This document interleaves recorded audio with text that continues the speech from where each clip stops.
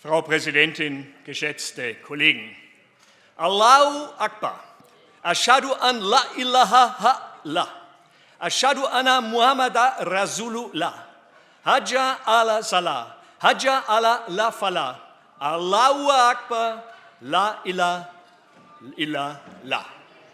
Liebe Kollegen, wer um 5 Uhr früh in Kairo, Jakarta oder Istanbul mit dem Ruf des Muezzins aufwacht, der weiß sofort, dass er in einem fernen, aufregenden Land mit muslimischer Mehrheit weilt. Wer dagegen die Glocken läuten hört, sei es in Rom, in den Schweizer Alpen oder gerne auch in Kirchmichelhausen, der weiß, dass er sich in einem Land mit christlichen Wurzeln befindet, vor allem aber weiß er meist dann auch gleich noch, wie spät es ist. Die Oberbürgermeisterin von Köln, die nach den massenhaften sexuellen Übergriffen auf der Kölner Domplatte den Frauen ihrer Stadt den wertvollen Tipp gab, zu unbekannten Männern doch immer eine Armlänge Abstand zu halten, hat nun vor wenigen Tagen erst mutwillig Dämme eingerissen. Wie so viele Politiker in unserem Lande, die keine Ahnung haben, wovon sie sprechen, die sich zumindest außerhalb der 5-Sterne-Hotels auch noch nie wirklich in einem vom Islam dominierten Land aufgehalten haben, hat sie sich mit einer Naivität für den Ruf des Muezzin ausgesprochen, die einfach nur erschreckend ist und sich damit eingereiht in eine Riege von Islamverharmlosern, denen man eigentlich allen wünschen müsste, dass sie auch einmal unter der Scharia zu leben hätten. Aber selbstverständlich wünscht kein freundlicher AfD-Politiker anderen Menschen ein so hartes Schicksal. Deshalb nun aber auch die heutige Aktuelle Stunde der AfD gemäß der Devise „Wehret den Anfängen“. Wenn wir den Muezzin auch in Bayern zulassen, dann wäre das ein weiterer, ja fast schon finaler Schritt in Richtung Durchbruch des politischen Islam und dessen religiöser Einverleibung eines ursprünglich doch einmal ganz überwiegend jedenfalls christlich geprägten Landes. Wenn der Adhan, also der islamische Gebetsruf, erklingt, dann sagt uns der Muezzin Folgendes: Allah ist der Allergrößte. Ich bezeuge, dass es keinen Gott außer Allah gibt. Ich bezeuge, dass Muhammad der Gesandte Allahs ist. Kommt her zum Gebet, kommt her zum Heil. Allah ist der Allergrößte. Es gibt keinen Gott außer Allah. Man muss diesen Ruf nun also zunächst einmal analysieren, um dann zu entscheiden, ob dieser auch zu unserer Werteordnung passt, wenn man denn künftig eine Bevölkerung zu beschallen gedenkt, die aus Menschen unterschiedlichster Religion besteht und sogar aus solchen, die jegliche Religion ablehnen. Es geht hier nämlich gerade nicht ums Spirituelle, sondern um Politik, um Gebietsansprüche und um den Zugriff auf Menschen, denn der Ruf des Muezzins ist ein Glaubensbekenntnis, welches eine angebliche Überlegenheit des Islam zum Ausdruck bringen soll.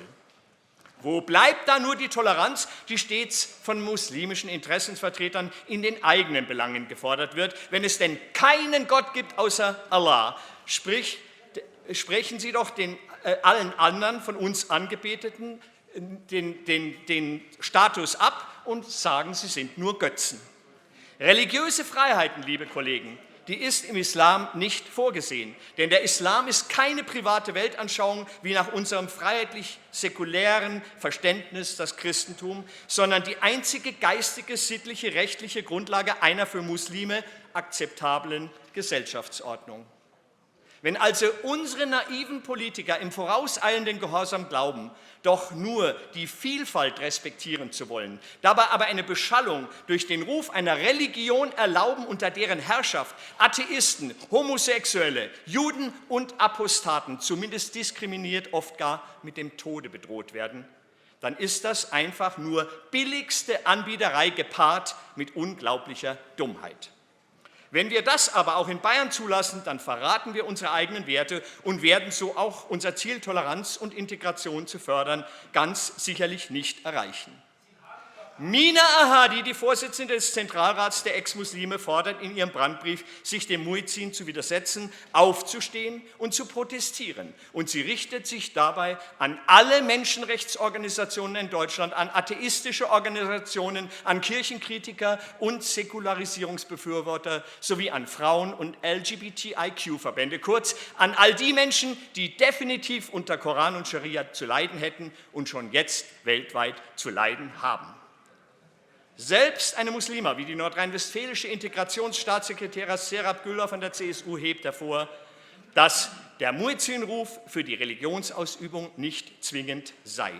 Ich spreche weiter, gell? Die türkischstämmige Soziologin, Publizistin und Islamexpertin Dr. Nekla Kelic legt den Finger in die klaffende Wunde des Widerspruchs zwischen Islam und Frauenrechten. Wenn Allahu Akbar gerufen wird, kommen Männer zusammen, Männer, die ihre Frauen zu Hause haben. Diese Frauen haben aber laut der Männer keinen Platz in der Öffentlichkeit. Daher auch das Kopftuch, falls sie sich doch in der Öffentlichkeit bewegen sollten. Und die Rechtsanwältin und Moscheegründerin Seren Ateş äußert sich auf Twitter zu dem schiefen Vergleich mit dem Glockengeläut wie folgt: Kirchenglocken dürfen auch von Frauen geläutet werden. In den Moscheen aber wird niemals die Stimme einer Frau zu hören sein. Eine Stimme bekommt nur das religiöse Patriarchat. Und das sei in den meisten Gemeinden schon jetzt ohrenbetäubend laut. Nun aber zurück nach Bayern, denn wie zu erwarten war, denkt man auch im grün-roten München bereits darüber nach, bald dem Beispiel Kölns zu folgen. Und klar dürfte schon jetzt sein, wenn wir dem hier und heute nicht ganz entschieden entgegentreten. Der Muezzinruf wird kommen, erst zaghaft und in nur wenigen, dann in immer mehr der 3000 Moscheen in Bayern und Deutschland. Und er wird lauter werden und bald schon auch häufiger erschallen als nur am Freitag. Wenn sich der Herr Innenminister diesbezüglich aber lediglich mit Argumenten aus dem Baurecht und dem Emissionsschutzrecht aus der Verantwortung für ein klares Nein stehlen möchte, dann sollten wir alle ihm das heute nicht durchgehen lassen. Und offen gestanden, ein von der überwiegenden Mehrheit der Bevölkerung gewünschtes Verbot des Muezzinrufs am Ende nur über den Umweg der Lärmbelästigung durchzusetzen, ist auch wirklich unangemessen. Ein aus meiner Sicht ganz wichtiger Punkt bei all diesen teils technischen, teils ideologischen, teils missionierenden und teils moralingetränkten Debatten um den Ruf des Muezzins aber, und auch das scheint wieder einmal niemand zu wissen, ist doch die eherne Regel in der muslimischen Gesellschaft, dass überall dort, wo man den Muezzin hören kann, auch die Umma, also die Gemeinschaft der einzig Rechtgläubigen, zu verorten ist. Sprich, dass dort eine Mehrheit der Muslime lebe, es sich also bereits um islamisches Territorium handle, auch wenn in Wahrheit vielleicht nur 5% der Bewohner wirklich bekennende und vor allem praktizierende Muslime sind. Meine Sichtweise bestätigt der Integrationsexperte Ahmad Mansour. Hier geht es nicht um Religionsfreiheit oder Vielfalt, wie stets gerne behauptet wird, sondern die Moscheebetreiber zelebrieren den Muezzinruf als Machtdemonstration über ihr Stadtviertel. Die so beglückten Muslime fühlen sich damit aber doch nur gestärkt in ihrer Parallelgesellschaft und werden einen Teufel tun, auf die Mehrheitsgesellschaft zuzugehen. Sich dem Herrschaftsanspruch des politischen Islam zu widersetzen, ist somit praktizierter Verfassungsschutz. Denn Islam bedeutet Unterwerfung, auch die unserer weltlichen Gesetze und sogar die der allgemeinen Menschenrechte unter Koran und Scharia, die eben gerade keine Religionsfreiheit akzeptieren und somit klar gegen Artikel 4 Grundgesetz verstoßen. Lassen Sie es in Bayern bitte nicht zu weit kommen, geschätzte Kollegen. Lassen Sie sich nicht täuschen, bleiben Sie einmal standhaft und machen Sie von diesem Plenum aus zeitnah allen Gemeinden und Städten in Bayern mit einer Resolution klar, dass der Muezzin hier nicht rufen darf. Zumindest nicht, bevor der Change of Majority eingetreten ist, sprich bis mehr als 50% der Bürger im Land dem Islam angehören. Denn dann ändert sich ohnehin alles. Ganz sicherlich zur großen Freude der Töchter und Enkelinnen der Kollegen von Grünen und SPD.